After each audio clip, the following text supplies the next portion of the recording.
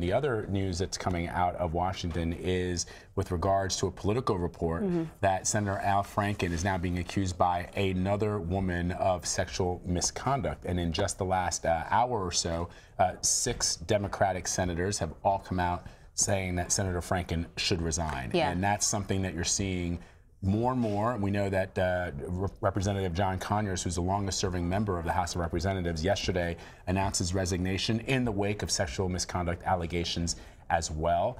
And so now you've got, now the reports are that there might be as many as 8 Democratic senators that are calling for Senator Franken to step aside. So our congressional correspondent Nancy Cordes is on the phone, and she can sort of walk us through all of this. So Nancy, we're hearing that female Democratic senators are lining up sort of against Al Franken, suggesting that maybe perhaps it's time to step aside. Right.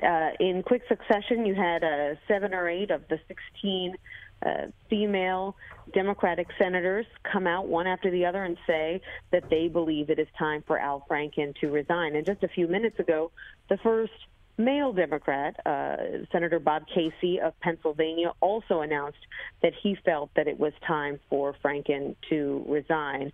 And, you know, once Republicans start to see this, it is likely that they will jump on the bandwagon as well. Some of them have been trending this way for some time, but there's always strength in numbers, and that's going to create a really untenable situation for Franken, who has said that he was going to participate fully with the ethics investigation, but that he would not step down. But as we saw with Conyers, once the leadership of your own party, once your own colleagues are saying that they do not believe that you should remain a member of their body, it is very, very difficult to hold on. Nancy, I have a question.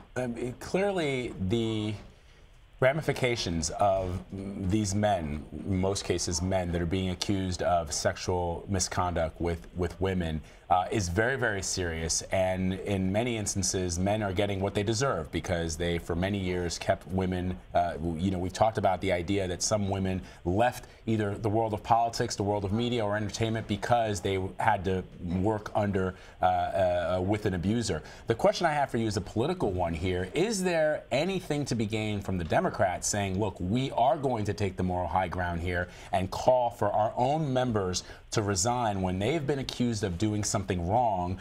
And then you look aside to the Republicans and you see that they're saying in many instances, well, the women are not credible, or this happened 40 years ago, as you're starting to hear in the case of Judge Roy Moore. What's your take on that?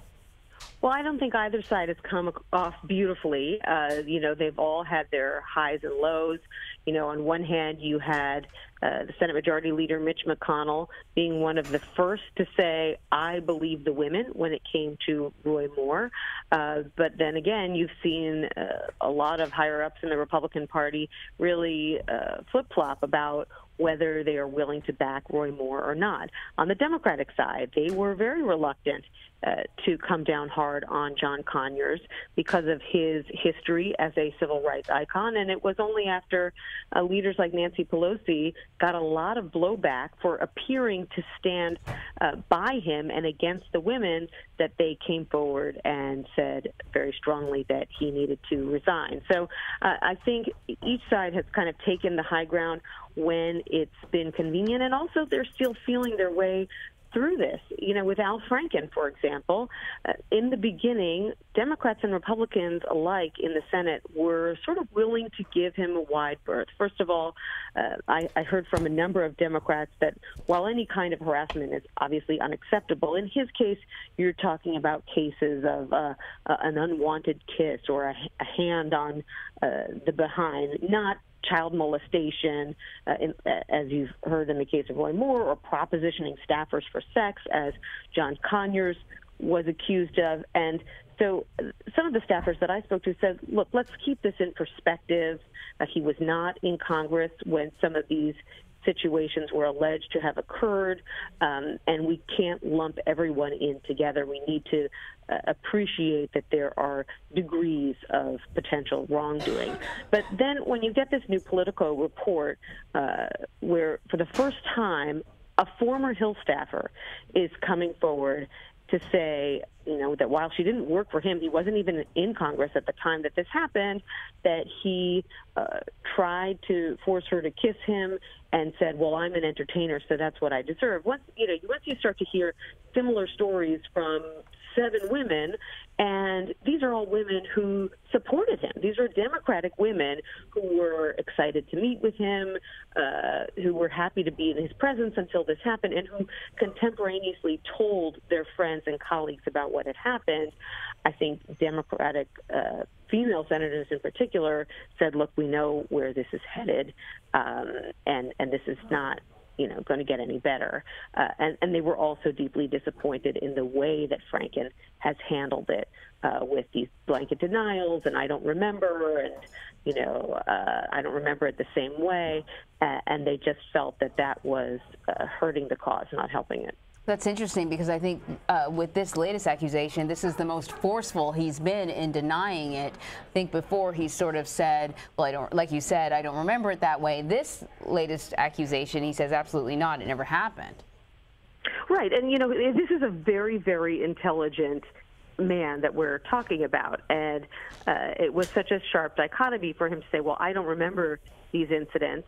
And to say, when he was asked whether there will be any more women coming forward, well, I really don't know. But then suddenly he does remember that this categorically did not happen, that at the end of a radio show in 2006, that as soon as this former Hill staffer's boss left the radio booth, that he forced himself upon her and tried to get her to kiss him. And he says, well, no, that definitely didn't happen. And perhaps it's because he knows that the story does change for a lot of his colleagues once it's a former Hill staffer making these allegations. This is someone from their realm.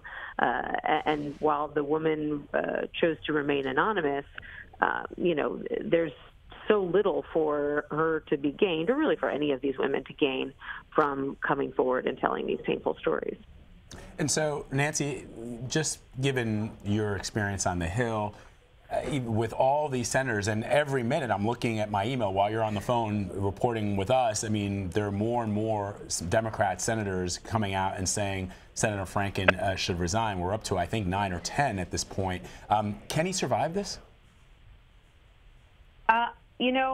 I don't think he can. And that there's a couple of reasons for that. First of all, these people who are coming out against him, this is not easy for them. He is a friend. He is someone that a lot of these senators enjoy being around. He's someone who was always talked about as perhaps taking on even a more high-profile role in 2018, 2020. And so the fact that even his close friends are now saying it is time for him to resign, the fact that women in the Senate have led the way makes it very difficult for him to stay. There are almost no cases. I can't think of a single case where a member of Congress has had their own party sort of en masse say that they should leave and decided, no, I think I'll stay put. And, and I don't see Franken being the type of person to buck that trend. So this morning we were asking about John Conyers and his decision to step down immediately, and what that said about future cases. And perhaps we're seeing a future case unfold right now with Al Franken. What do you think this means if there are other lawmakers who find themselves being accused of this sort of behavior moving forward? This has been sort of a little messy, I think, between John Conyers and Al Franken, of sort of hanging around, denying denials, or admitting to knowing the people but denying the activity. It's just been sort of messy. Moving forward, do you see things, if there are other lawmakers that are accused, do you see them either leaving rather quickly, or at least sort of getting the process going quicker than what we've been seeing with these two lawmakers? Yes, because I think what you're starting to see with members of Congress is that they are beginning to take a where there's smoke, there's fire attitude. It's one thing if you get accused by one woman, and then they'll say, let's give them the benefit of the doubt. Let's look at the case. Let's do an ethics investigation. Once there are multiple women making these accusations, I think the message that members of Congress are getting from the feedback that they're hearing is it's not really tenable to just say, well, let's just wait and see. It's becoming more apparent that is just not. People are not going to stand for a 6-month investigation once there's a preponderance of evidence that this lawmaker may have done something wrong. And if I were Blake Farenthold, I wouldn't be sleeping very easy at night right now because he has managed to sort of fly under the radar as the only lawmaker whose office has cut a pretty sizable settlement with a former staffer back in, I believe it was 2013 or 2015, $84,000 for what she described as systemic sexual harassment. And it's possible that if Al Franken does resign, and with the Al Franken and John Conyers stories starting to die down, it's possible that more attention would then be paid to Farenthold's case. Nancy, I know you have to get reporting, but I want to ask you before you go, the fact that women in the Senate led this charge. We now know, obviously, you reported that Senator Casey from Pennsylvania has also called on Senator Franken to resign. We also know that Senator Donnelly from Indiana is calling for him to resign, as well as the head of the DNC, Tom Perez. Men are joining this call for Franken to go. But how significant is it that it took women to sort of bring this to the fore? I think that women do shine a unique light on the situation, and you have some women in the Senate, like Kirsten Gillibrand, who was the first to call on Franken to resign. They are in a unique position to sort of shine a light on this, and they really have taken the lead, whether it's Jackie Spear from California or Amy Klobuchar from Minnesota, who, interestingly enough, was one of the women right before this Franken case broke who pushed for legislation mandating sexual harassment training in the Senate. And then I believe it was the following week that the first accusations against Al Franken came to light. She's his very close colleague in the Senate. It's sort of a cliche that there's two senators from every state, and often the joke is that they don't get along. It's a one state and two people vying for the spotlight. In the case of Franken and Klobuchar, they are really close. And they do work together very closely. And she is one of the women who, last time I checked my email a couple of minutes ago, had not come out yet one way or the other. And that's a very agonizing decision for her, I'm sure. But no, it was, Nancy Pelosi coming out last week and saying that Conyers should resign, which then prompted the Speaker of the House to come out and say that he should resign, and other members as well. So lawmakers are looking to their leaders, but they're really also looking at the reaction from female lawmakers, which is a really welcome sign on Capitol Hill. All right. Well, I know you're going to get to reporting. You'll be on the evening news tonight. Nancy Cordes on Capitol Hill. Thank you so much, Nancy. You're welcome.